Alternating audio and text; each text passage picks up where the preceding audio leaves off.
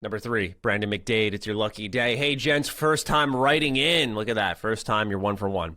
But I've been a fan of the show since day one. Thank you. I wanted to ask if the legacy of Xbox is overblown. Halo and Gears get a lot of love, but outside of these franchises, it seems like there's a lot of other first-party games that are dead on arrival. For example, Voodoo Vince and Stubbs the Zombies were remastered and didn't make waves. Fable is viewed with rose-colored glasses. Jade Empire and Fusion Frenzy, while cult classics, are hardly talked about. Does the long-term generation-spanning titles hinder Xbox, and is it a motivating factor behind its transition to a more service-oriented offering? Apologies for the long question. Curious to hear your thoughts. Thank you. I would agree. Very good question. Very good question. I sort of agree on all of them, but Xbox in particular, like he's right. Voodoo Vince and Stubbs didn't release just on Xbox in their re-releases though, which he's getting that mixed up. So those games weren't necessarily just hot because they were good games. They were hot because they were also exclusives at the time. Yeah. Which I think people are those don't actually connect. But he's right. They are, dude, yes. Like, it happens all the time where people be talking about the Xbox, and even you and I've said this, and I'm like, dude, seriously. Halo, Gears, this and this. I do the same thing with Sony, though, but I'm like, a lot of times I hear people say there's some IP list, and they do have some good IPs, but a lot of times people are questioning why they go to other companies. And I'm like, dude, some of their IPs sound cool, but are they? Like, you know what I mean? Like, you have to be honest with yourself sometimes and be like, are they cool now? Would they be cool now? Stubbs a Zombie, bad idea to remaster it, by the way. That's my take. I agree with that. Yeah, I agree with that. I don't, because here's the thing, right? Is I think if games like Jade Empire, Fusion Frenzy, and Death Row were remastered, these are cult classic Xbox games that if they were brought to a bigger audience, I think they would do well. Jade Empire, especially with BioWare enjoying a strong remaster release, yeah. But I think Fusion Frenzy, may stay a little more cult classic. I think Death Row would do really well nowadays. But the reality is that I think what happened with Xbox is this comment sort of puts a spotlight on the amount of small hits that they've built up over time, and I think that's where their fan base really comes from. Everyone who writes in is like a big fan of a particular franchise, right? We do get our Gears and Halo fans, but yeah, right? Like we get these write-ins for these games that people hold very closely to them, but that aren't super popular, and that's sort of in a lot of ways, like we talk about Lost Odyssey here. I think that's my big Xbox exclusive that I like to talk about that is underappreciated next to Jade Empire.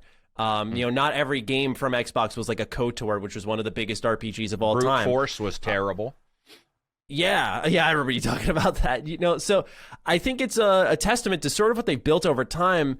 And I don't know if it's really a motivating factor, but rather a place where it fits more, right? They like to do these things. They like to do these smaller titles, and they like to do these experiments. And if the service orientation allows that, then I would love for them to take that route, because you all these games that you've listed, although I don't have a particularly strong opinion on Voodoo Vince or Stubbs the Zombie, but the rest of them and some I've mentioned, if those series can hang around, find an audience, have a second entry, or in the case of Fusion and Frenzy, a third entry, because of the service, then that's exactly what they should be doing. They're doing the right thing, and it's bringing life to titles that otherwise wouldn't have some, because people have to spend consistent cash on it. So I think this is a great write-in, but I don't know if overblown would be the right word. I think fans sell particular IP high, but I think most understand that Xbox has an IP issue at this point. And that's why they're buying studios. Yeah. And that, I mean, things transition, right? Because Sony's got a couple IPs that you just talked about with not Ratchet and Clank, the other one that you like. Sly Cooper. And you're like, I don't know if it'd do well, blah, blah, blah. And that's what people aren't getting, is that back in the day, Sonic was a big seller. Back in the day, you had to have your racer, your platformer, your fighter. Every console had to have those three, day one. That's not at all what it is now. So those won't sell as well. It's why even with Mortal Kombat, you're like, well, Microsoft maybe, but then you're like, well, do fighters do well enough to buy everything? You know, would a multiple stable of fighters with a IP? All these things are changing. It's weird, dude, because I grew up in the racing days. Fighting and racing.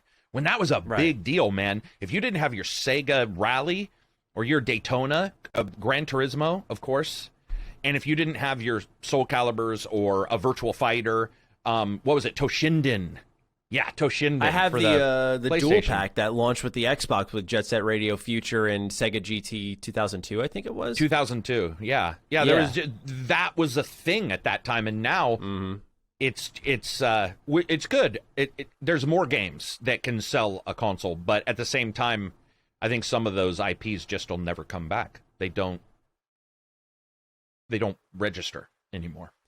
Yeah, it shows where we are too in gaming. I mean, with all due respect, Xbox launched with really no games. They did the EA Play Game Pass roll in. They did a next gen update for a couple of their games for Series X and S. You know, they really didn't. Unless I'm forgetting something, there wasn't a major launch game. It was just alongside service upgrades, and it's selling fine. You know, it's not destroying the market.